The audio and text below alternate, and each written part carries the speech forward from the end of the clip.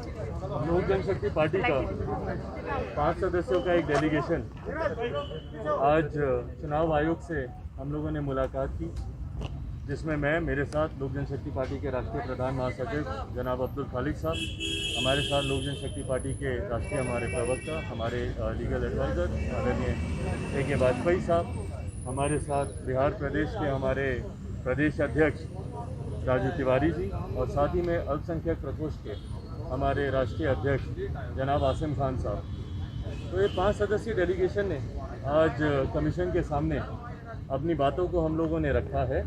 उनकी जानकारी में जो बातें ऑलरेडी थीं उसको हम लोगों ने पुनः उनके संज्ञान में लिया है कि 2019 में लोक जनशक्ति पार्टी ने नए राष्ट्रीय अध्यक्ष का चुनाव किया था और पार्टी के राष्ट्रीय कार्यकारिणी द्वारा मुझे ये जिम्मेदारी सौंपी गई थी।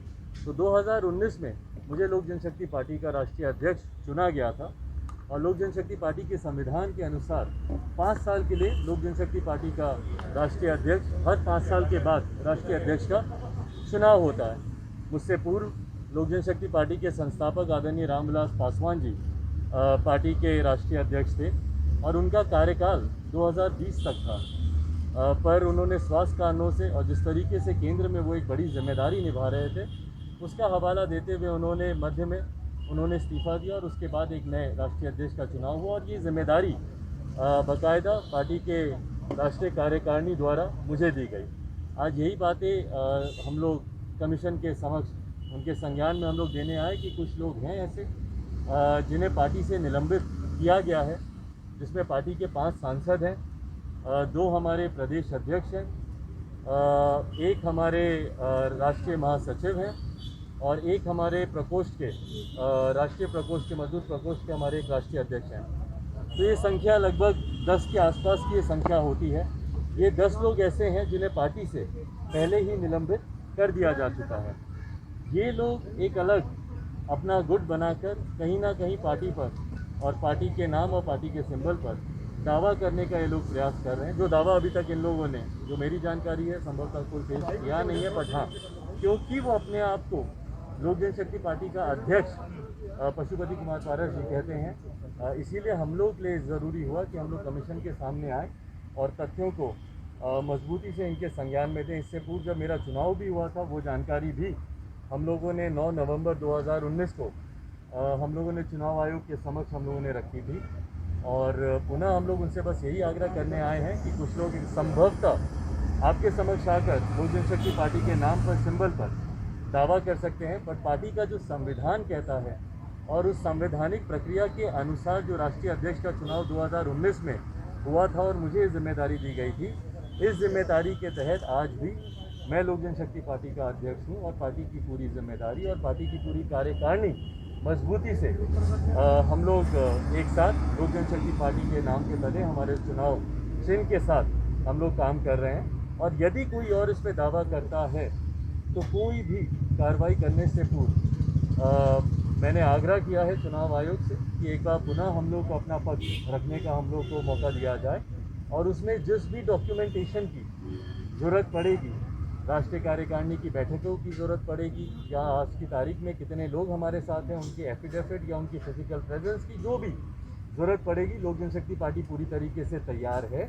जो भी मांग चुनाव आयोग द्वारा की जाएगी वो तमाम बातें तथ्यों के साथ उनके समक्ष रखी जाएगी।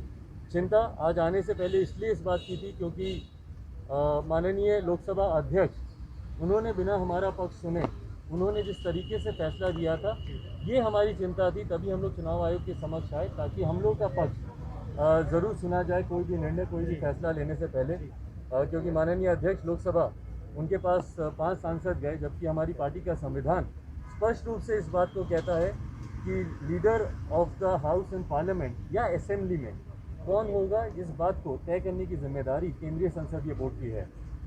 संभवतः यकीनन माननीय अध्यक्ष लोकसभा ओम बिरला जी को इस बात की जानकारी नहीं होगी कि हमारी पार्टी का संविधान किस आधार पर अपने नेता का चुनाव करता है पार्लियामेंट में, और इसीलिए उन्होंने जो निर्णय दिया वो कहीं ना कहीं गलत है। और इसीलिए मैंने अध्यक्ष जी से यह आग्रह किया कि पुनः विचार वो अपने निर्णय पे करें और यही तमाम जानकारी, यही तमाम बातें हम लोग कमीशन के समक्ष रखने आए थे। कमीशन ने क्या कहा? कमीशन ने क्या कहा? कमीशन ने क्या कहा? मांगेंगे? कमीशन ने कुछ कहा आपसे? बिल्कुल, कमीशन ने 100% हम लोग को अश्योर किया। उन्होंने पूरी तरीके से उन्होंने अश्योर किया। देखिए, कहीं ना कहीं बातें बहुत ही प्रत्यक्ष रूप से स्पष्ट भी हैं, न सिर्फ कमीशन के सामने बल्कि आप सबके सामने। जिस दिन मेरा चुनाव हुआ था उसकी क्या प्रक्रिया रही, कैसे निलंबन हुआ, निलंबन भी मैंने राष्ट्रीय कार्यकारिणी की वर्चुअल बैठक बुलाकर उसी में इन लोगों का निलंबन किया। तो तमाम बातें प्रत्यक्ष रूप से सामने हैं और यकीनन कमीशन भी इन बातों को जानता है। इसीलिए उनकी तरफ से पूरी तरीके से 100% यह आश्वासन मिला है कि यदि ऐसा कोई दावा पेश किसी और के द्वारा किया जाता है तो हम लोग को पूरा मौका दिया जाएगा अपनी बातों को तब तक। अभी थोड़ी देर पहले पारस जी के लोग आए थे, उन्होंने कहा कार्यकारिणी की कल बैठक हुई, 75% लोग वहाँ मौजूद थे और उन्होंने कार्यकारिणी के 75% लोगों ने पारस जी को अध्यक्ष चुना है। नाम बता दें किन किन कौन कौन लोग थे कार्यकारिणी के, या एक तस्वीर साझा कर देते। कोई भी बैठक ऐसी होती है जिसमें राष्ट्रीय अध्यक्ष का चुनाव होता है, इतनी बड़ी बैठक, तो उसकी एक तस्वीर तो सामने आनी चाहिए कि भाई उसमें कौन कौन लोग थे। पार्टी के सब पुराने ही लोग हैं, सब एक दूसरे को जानते हैं। आप लोगों की भी कई बार हमारी कार्यकारिणी के सदस्यों से मुलाकात हुई होगी, कई प्रदेश अध्यक्षों से हुई होगी, तो सब एक दूसरे को चेहरे से जानते हैं। तो कोई एक तस्वीर तो साझा करते कि बैठक में कौन लोग थे, कितने लोग थे।